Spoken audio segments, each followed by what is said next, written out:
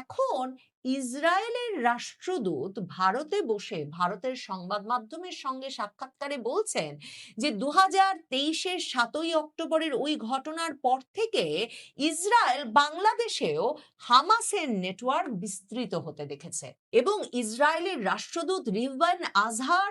এনডিটিভির সঙ্গে সাক্ষাৎকারে সরাসরি দাবি করেছেন যে ফিলিস্তিনি সংগঠন হামাস সংশ্লিষ্ট কার্যক্রম ক্রমাগতভাবে পাকিস্তান ও বাংলাদেশে বিস্তৃত হচ্ছে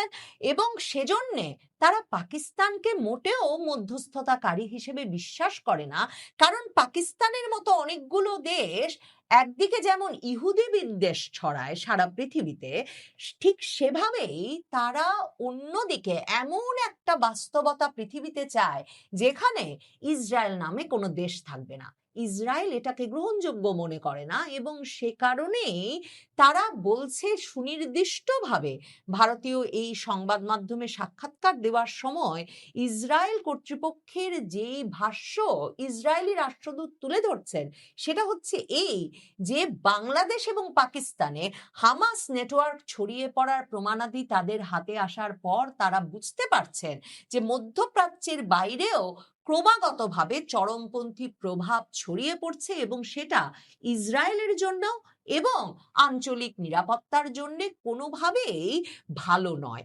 ইসরায়েলের রাষ্ট্রদূত ভারতীয় সংবাদ মাধ্যম এনডিটিভিকে দেওয়া সাক্ষাৎকারে পাকিস্তানের ভূমিকা নিয়ে প্রশ্ন তোলেন এবং বলেন ইসরায়েল পাকিস্তানকে পুরোপুরি বিশ্বাস করে না। সম্প্রতি পাকিস্তান নিজেকে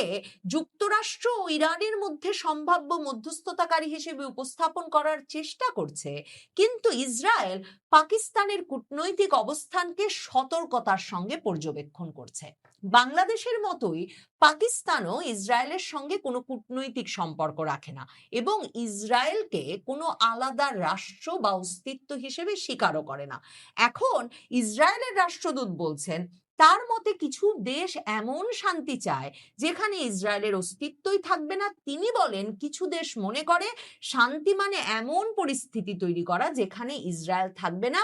এবং তিনি এক্ষেত্রে শুধুমাত্র পাকিস্তান নয় এমনকি মধ্যপ্রাচ্যের আরেক দেশ কাতারের ভূমিকা নিয়েও প্রশ্ন তোলেন। কাতার ক্রমাগতভাবে মধ্যপ্রাচ্যে গত এক দশকে একদিকে যেমন মার্কিন যুক্তরাষ্ট্রের গুরুত্বপূর্ণ মিত্র হয়ে উঠেছে, তেমনি মধ্যপ্রাচ্যের যে কোনো সংকট সমাধানে মধ্যস্থতাকারীর ভূমিকায় নিজেকে প্রতিষ্ঠিত করেছে। এই কাতার নিয়েও ইসরায়েল প্রশ্ন তুলছে এবং তার মানে ইসরায়েল সরাসরি এই যে মার্কিন যুক্তরাষ্ট্রের সঙ্গে পাকিস্তানের বোঝাপড়া হয়ে যাওয়া কিংবা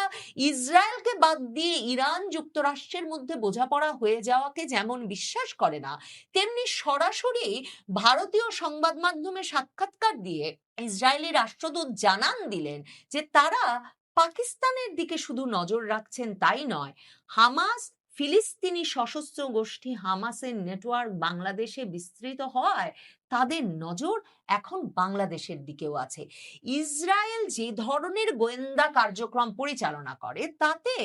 যে কোনো দেশেই তাদের এক রকমের গোয়েন্দা উপস্থিতি থাকবে তা ধারণা করা যায়, কিন্তু বাংলাদেশ যেহেতু এক রকমের আন্তর্জাতিকভাবে নির্ভেজাল জীবনযাপন করে আসছিল, সময় অতিবাহিত করে আসছিল, নির্ভেজাল কূটনৈতিক সম্পর্ক বজায় রাখছিল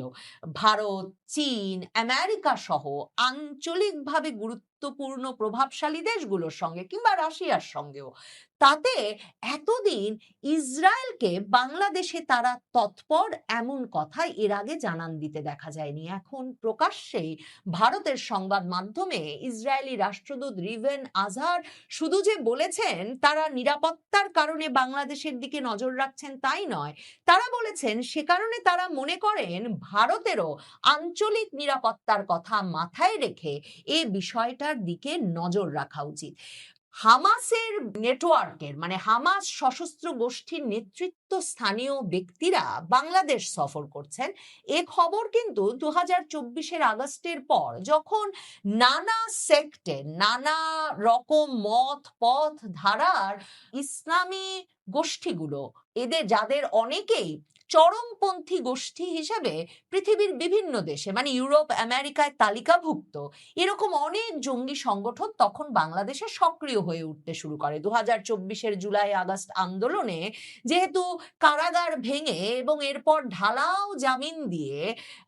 3 শতাধিক জঙ্গি চিহ্নিত জঙ্গি সশস্ত্র দলের সদস্যদের মুক্তির ঘটনা ঘটে। এরপর জঙ্গি সংগঠনগুলো সক্রিয় হয়ে ওঠে এবং ইউনূস আমলে, বিশেষ করে ইউনূস আমলের প্রথম 1 বছরে তারা সারা বাংলাদেশে ঢাকা শহরে সক্রিয় এবং প্রকাশ্য উপস্থিতি জানান দেয়। 2024-এর অক্টোবরে তেমন একটা ঘটনা ঘটেছিল। অক্টোবরে আল মার্কাজুল ইসলামী নামে একটি সংগঠন ঢাকায় এমন একটি সভার আয়োজন করেছিল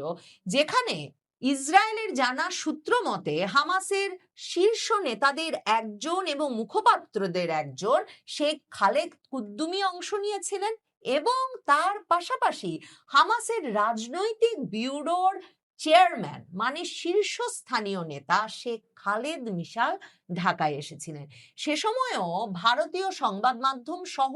আন্তর্জাতিক সংবাদ মাধ্যমে এ খবর হয়েছিল যে এরকম একটা সভায় নিষিদ্ধ মানে হামাসকে যেহেতু ইসরায়েল, মার্কিন যুক্তরাষ্ট্র সহ বিশ্বের অনেক দেশই সশস্ত্র সন্ত্রাসবাদী সংগঠন মনে করে, সেরকম একটি সংগঠনের 2জন শীর্ষস্থানীয় নেতা ঢাকা পৌঁছে গেছেন এবং প্রকাশ্য সভায় বক্তৃতা দিয়েছেন। সেই একই সভায় পাকিস্তানের 2জন খুবই প্রভাবশালী ইসলামী নেতা শাইখুল ইসলাম মুফতি তাকি উসমানী এবং মাওলানা ফজলুর রহমানও বক্তৃতা দিয়েছিলেন। এই আল মার্কাজুল ইসলামী যারা কিনা ঢাকায় ওই সভাটির আয়োজন করেছিলেন, তাদের সঙ্গে তাদের নেতা মুফতি শহীদুল ইসলাম যার মৃত্যু হয়েছে 2023 সালে, তার সঙ্গে আল কায়েদার দীর্ঘ রাজনৈতিক সম্পর্ক ছিল এবং এই মুফতি শহীদুল ইসলামকে বিষয়ে আন্তর্জাতিক সংবাদ মাধ্যমে নিয়মিতভাবে খবরও প্রকাশিত হতো। এই মুফতি শহীদুল ইসলাম আফগানিস্তান গিয়েছিলেন, পাকিস্তান গিয়েছিলেন, বিভিন্ন আফ্রিকান দেশে গিয়ে ইসলামপন্থী গোষ্ঠীগুলোর হয়ে ট্রেনিং নিয়েছেন এবং যুদ্ধে যোগদান করেছেন এবং আল কায়েদা তাকে বরাবর সমর্থন এবং সহযোগিতা দিয়ে এসেছে। এমনকি তার মৃত্যুর পরেও বাংলাদেশের জামায়াতুল মুজাহিদিন বাংলাদেশ সহ বিভিন্ন সংগঠনে এই মুফতি শহীদুল ইসলামের প্রভাব নিয়েও তখন ইসরায়েল এবং ভারতের সংবাদ মাধ্যমে উদ্বেগ প্রকাশ করা হয়েছিল। এখন ইসরায়েলি রাষ্ট্রদূত ভারতের সংবাদ মাধ্যম এনডিটিভিকে সাক্ষাৎকার দিয়ে বলছেন যে বিশ্বের বিভিন্ন চরমপন্থী সংগঠন আসলে ওই যে 2023 সালের 7ই অক্টোবর হামাস যে গাজা সীমান্তে ইসরায়েলি সেনা ঘাঁটিতে ঢুকে 60 জনকে মেরে ফেললো, নিরস্ত্র ছিল তাদের বেশিরভাগই, এবং সেটা ইসরায়েল ভুলতে পারে না কারণ ইসরায়েলের ইতিহাসে এটাই সবচেয়ে রক্তক্ষয়ী ঘটনা। তো এখন ইসরায়েলের রাষ্ট্রদূত বলছেন যে যারা ওই ঘটনাকে অন্যায় বলে মনে করে না তারা এই মডেলটাকে অনুসরণযোগ্য উদাহরণ হিসেবে দেখতে পারে এবং তিনি সতর্ক করে বলেন তাই এই ধারণা, এই মতবাদ শুধু ইসরায়েলের জন্য নয়, পুরো অঞ্চলের সরকারগুলোর জন্য একটা উদ্বেগের বিষয় হওয়া উচিত এবং এ বিষয়ে তাই ইসরায়েল ভারত সরকারের সঙ্গে বারবার আলোচনা করছে। রাষ্ট্রদূত তখন এনডিটিভিকে জানান যে তিনি ব্যক্তিগতভাবে উদ্যোগ নিয়ে ইসরায়েলি কর্তৃপক্ষের মতামত এবং ভাবধারা বুঝে তিনি ব্যক্তিগতভাবে ভারতীয় কর্মকর্তাদের সঙ্গে ইসরায়েলের এই উদ্বেগ জানাতে একের পর এক বৈঠক এবং ব্রিফিং করেছেন এবং তার মতে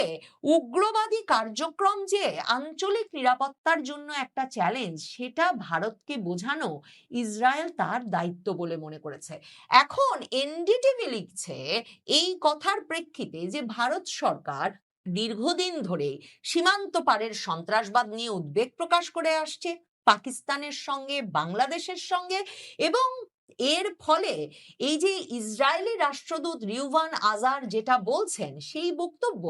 ভারতে যে বিশেষ গুরুত্ব পেতে পারে সেটা একরকম ধারণা করা যায়।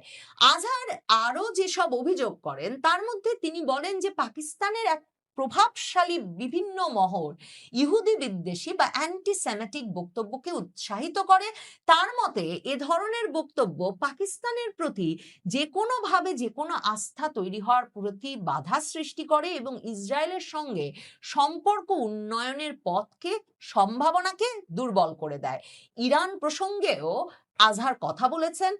ইসরায়েলি রাষ্ট্রদূত এনডিটিভিকে বলেন যে ইসরায়েল চায় ইরানকে নিয়ে ভবিষ্যতে যে কোনো আন্তর্জাতিক চুক্তি বা সমঝোতায় নিরাপত্তা সংক্রান্ত উদ্বেগগুলো গুরুত্বের সঙ্গে বিবেচনা করা হবে।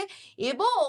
এনডিটিভি মনে করাচ্ছে যে ভারতের প্রধানমন্ত্রী নরেন্দ্র মোদী কিন্তু বরাবর বলেছেন যে সকলকে স্বীকার করে নিয়ে আঞ্চলিক বিরোধ নিষ্পত্তিতে সংলাপ এবং কূটনীতি চালাতে হবে। এবং ভারতের প্রধানমন্ত্রী 2026-এর ফেব্রুয়ারিতেও ইসরায়েল সফরে যাওয়ার পর প্রধানমন্ত্রী নেতানিয়াহু তাকে যে উষ্ণতা দেখিয়েছেন এবং ভারত এবং ইসরায়েলকে যে একত্রে আঞ্চলিক নিরাপত্তা নিশ্চিত করা সহ সারা বিশ্বের সন্ত্রাসবাদ দমনে কাজ করতে হবে সে বিষয়েও বক্তব্য দিয়েছেন। এমনকি ইসরায়েলি প্রধানমন্ত্রী তখন ভারত ইসরায়েলের সন্ত্রাস বিরোধী জোটের প্রস্তাবও কিন্তু ভারতের প্রধানমন্ত্রী নরেন্দ্র মোদীকে দিয়ে রেখেছিলেন।